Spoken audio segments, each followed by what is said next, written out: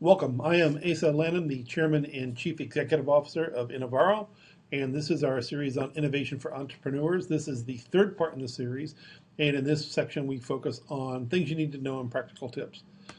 In the area of what you need to know, when you get your meeting, whether it be with the original partner or at the full partners meeting, they may tell you that you've got a half an hour or an hour to pitch what you want to talk about and that. The truth is, you've got about 7 minutes, right? And if you don't have their attention in those first 7 minutes, if you don't have their engagement, if you don't have their interest, what's going to happen is one of a few things. They're either going to glaze over, and that's the most polite thing they can do. Second, you're just going to look out there and you're going to see their heads kind of nodding like they're sleeping. Well, they're not really nodding. They've got their hands down in their laps and they're going a mile a minute on their Blackberries or their smartphones doing text messages and emails because they don't care what you have to say anymore. They're focused somewhere else. Or the third is you'll be, in your presentation, you've got about 10 minutes, maybe 15 minutes, and one of the people there will say, if you'll excuse me for just a minute, I've got to go take a call, but I'm interested in this, I'll be right back. The worst thing that can happen is when it's with the single venture, the partner, and they have a couple of other people along with them, and they get up and leave the room. You're done. You may not know it. You may not be, out, but you're finished, right? So 7 minutes is all you get, right? Prototypes are worth their weight in gold. If there's any way you can build a prototype of your product and bring it in so people can lay their hands on it or see it operate, that is the consistent way to bring people up out of their seats, to look at something, to watch it, to see how it observes, to even try and handle it or themselves or test drive it. Boy, they engage beautifully with prototypes because they can do something with it. Money does not travel, right? If you're in Buffalo, New York, and want to get funded, don't go to LA to try to find money, right? The reason for that, quite simply, is that for startups, when you've got an investor coming in, it's very, very difficult to have someone that has to travel a day, then meetings for a day, and then travel back to have any real quality time with you. It's just too much. And, if it's a normal course of events, they've got partners meetings on Monday, and then they've got other meetings on Friday, and they cost them almost a week, right? I will tell you, I've actually sat in sessions where they said, look, we really like the idea. We'd like you to move the company here, and then we'll be willing to fund it. It's tough to get money. So look for money locally rather than looking for money distantly. Be ready for the next meeting. I've seen this. I got caught once in it where they said, yeah, we're really interested. And I thought, to have a couple of weeks before the next meeting. They said, let's get together on Thursday, and it's Monday. And I wasn't ready. I didn't have my ducks lined up. I didn't have the information I really needed to go to that next level. The team and I had to scramble our butts off to get there to have a halfway decent meeting with them. And it still left a lot of issues unanswered. So, boy, think past this meeting. Always be ready for the next one if they say yes. Because if they have to wait for you, other deals will move in front of you. And they're doing deal flow. Right? They've got to keep deals moving through. And once you get out of the mainstream current, then you got to find a way to get back in it. It may not be so easy. And if it raises a yellow flag with them, you may get 2 yellow flags at most. But one yellow flag's enough to mean you're not really going to go anywhere. Red flag, you're just dead. Just forget it, go out. 2 yellow flags, you're also dead. So, man, you've got to be ready to move. Time is of the essence, and deal flow is critical. You're going to get the question, okay, so I'm saying this product, what's next? We're not here to build a product, we're here to build a company. What's your company all about? What's it going to do second, third, and fourth? Now, you don't have to have those in your hand, but you ought to be able to talk about how you see the company evolving, what it's going to do, how you're going to extend that product, how you're going to extend your marketplace, what are you going to do there to build value, to build a real business entity rather than just a single product company. Single product companies seldom get funded, right? And don't be greedy. Greed kills deals all the time. I see, the guys that are coming in looking at funding going, well, this is worth a lot of money and we own a lot of it, so we want a lot of money from you, but we're not going to give you much because this is really worth its weight in gold. Well, you don't have the gold and they do. Right? A good relationship will win for both of you. So don't be afraid of a little dilution to get there. Don't make yourself so greedy that the deal doesn't happen.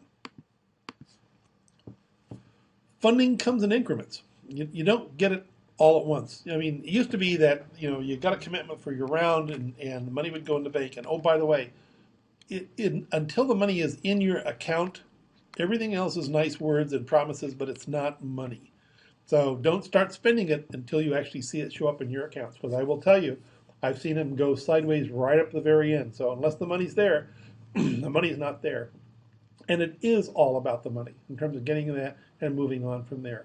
So, and it's not uncommon today to see a larger commitment in funds, but you've got to earn each bite of it, right? We're going to commit 3 million. You've got to get to this set of milestones in 6 months on the first million in order to get the second million or the second 500,000. Doesn't matter what the increment is. It's not uncommon to see that, particularly if you're looking at a sizable amount. Get legal help. These guys do it all the time. It's what their business is. It's not your business. If it was, you'd be a venture capitalist, and you're not, right? Find somebody that's seasoned. Find somebody that knows this. Make sure they're on your side and helping give you advice during this process. It's very, very important. You won't look like a rookie by doing that. When you go in there, you better have a team. In a team, ideally what you really want to have is you want to have your CEO. You're going to want to have somebody that really understands finance. You're going to want to have somebody that really understands the R&D process and the sales and marketing arm. I mean, those 4 people are really pretty essential from the roles that you need. And you may not have them all, but if you've got one that's not on board, but you've got a couple of good candidates identified, you think you can get that is important, right? The venture firms in a lot of cases bet on the jockeys and not on the horses on whether you can pull it off, because most of them know the fact that despite how good your thoughts and your plan are and how wonderful it seems, things will go sideways. And a good team responds to those things going sideways and fixes them and moves on from there, right? If you can, particularly from the venture side, get a mentor. These guys know it, they do it, they live it, they breathe it. If not, find somebody that's been down the pathway once or twice that can help to mentor you through that so you know what's coming, what the twists and the turns are, and the things that you've got to do.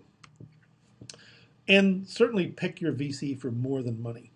All of them are going to claim that they can help you. They can make introductions. They can help you with other products in their portfolio. They can get you to customers. The claims are easy. The results are tough. If I would suggest you first take a look at their portfolio. And if the answer is you're the only one of your kind in the portfolio, they're probably not going to be a lot of help. I.e., if you're a software company and they're all biotech, they might be able to reference you to somebody in biotech, but probably not in software. So really, really do some diligence to make sure that they've actually done that. Talk to some of the companies in their portfolio and see how they've been helped. From an approach standpoint, I like to recommend off-Broadway openings, right? And this says really, pitch a couple of the small VCs first, and the ones that you don't care about. If you go in at the top after the big hitters, you haven't had enough practice. I don't care how good you are, you're probably not ready for them. And the fact is that if you go into the big hitters and they tell you no, that word gets out. It gets out very quickly, and everybody knows that you went up against the marquee player, and the marquee player said no. And then they go, well, if they said no, what was wrong with the deal, right? So pick a couple of smaller ones first. You may find they're not really interested. Who knows? They may say yes. Don't tell them that you don't care about them. That's a kiss of death. And not only the kiss of death for that, but for a lot of other VCs as well, because they never know if they're the one you care about or not. All right, but I suggest practice a couple of rounds before you go up against the big boys. Right? From a request standpoint, you're going to get requests. The only requests you should respond to from an inquiry standpoint are from a partner, right? Associates and analysts, they only source information. You'll get calls from associates and analysts. Oh, we might be interested in investing in your area. Tell me more about this. I'll tell you what they're doing. They're collecting competitive information for something else. All right. They're not going to help you get funded. They're not going to help you move forward. Unless the venture partner says, I want you to talk to this person, don't do it. Don't spend your time. It's not important, right? The second one is, if they elect to pass on your deal, ignore their feedback, right? A lot of cases, what they're trying to do at that point in time is to make sure that you don't go ballistic on them and go out and say, these guys are really a bunch of bozos. They pass it to them. They looked at it. They didn't know what the hell they were talking about. They don't want to engender bad feelings because this industry is small. Most industries are small, right? And they don't want to have you as an enemy. They may not have you as a portfolio company, but they're not trying to be bad guys, right? But don't bother with their feedback unless it's something you feel it's absolutely critical and they're absolutely right. And don't think that getting a meeting means they want you. Getting a meeting means that they're interested in hearing what you have to say, along with 1,000 other ones that they're looking at this year, right? If you go to a meeting and they say, yeah, we think we like this, but we'd like you to meet with some third parties, don't do it. I will tell you that third party meetings generally are not for your benefit unless it's a lawyer, and then if you need a lawyer, get your own. All you're going to do is give up more information. You're not going to improve your position with respect to getting funded, so don't do it. Right? Be cautious of incubators. Incubators come and go. They're wonderful. They're incubators. They're accelerators. We've got a number of them. That I've seen, and most of them start with wonderful ideas and they close because nothing really happened, right? And they provide great space, and they provide room to play in, they provide the people, but you got to look at what they really do for you. Do they provide you money? If they don't provide you money, then there might be a great sandbox, but you're looking for gold, not sand. So just be cautious of incubators, right? And use them for what they're going to do for you, right? When you go for funding, take your time. Get the first round right. If you get it wrong, it'll be wrong for all of your rounds, because the terms that you negotiate in Series A tend to carry through. Oftentimes, that'll be part of the terms, right? These are the terms in A. They're going to be the terms in B and the terms in C. Whether it's liquidation preferences, whether it's whole sets of things, whether it's dilution, getting them changed between series is very, very uncommon, right? Avoid being obsessed with pre-money valuation, right?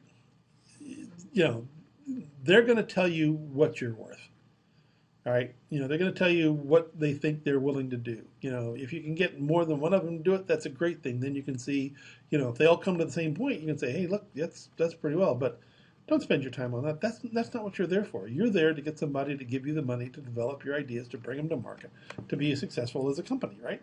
So, and raise more than you need. And I see this all the time. I can't tell you the number of fatal decisions that I've seen made where the founders or the backers worry about dilution. Oh, yeah, it's a dilutive, right?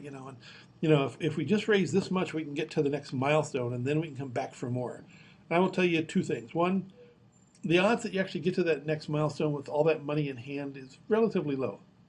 Things happen, right?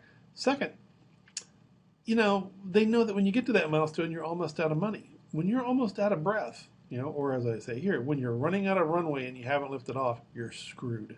They know you need that. And I can tell you from having sat on the funding side of the table that I'll wait for a couple of months.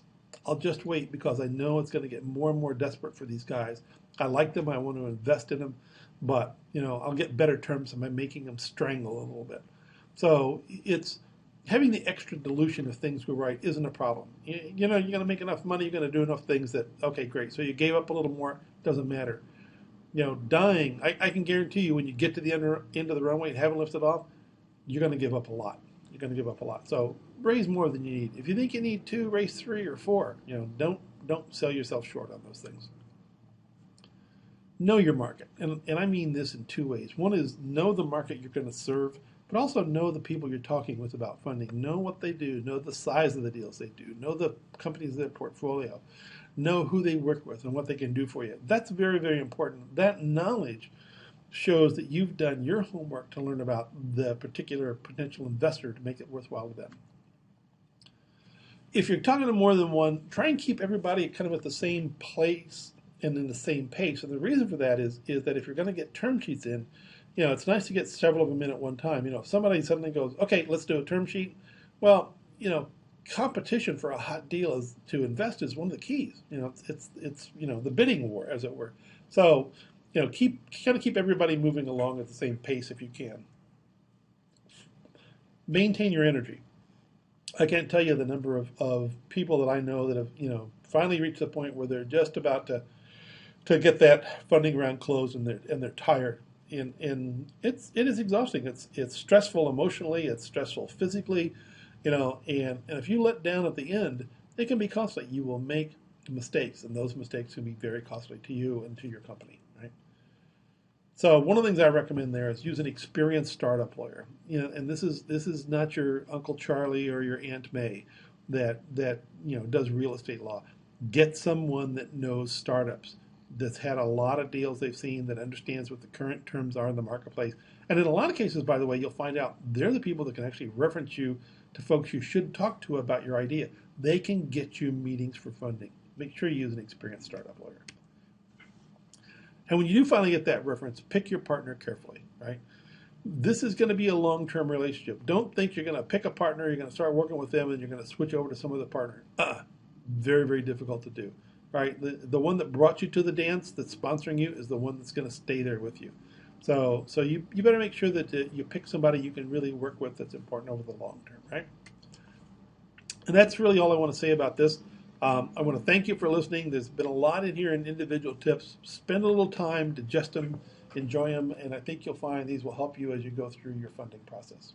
Goodbye.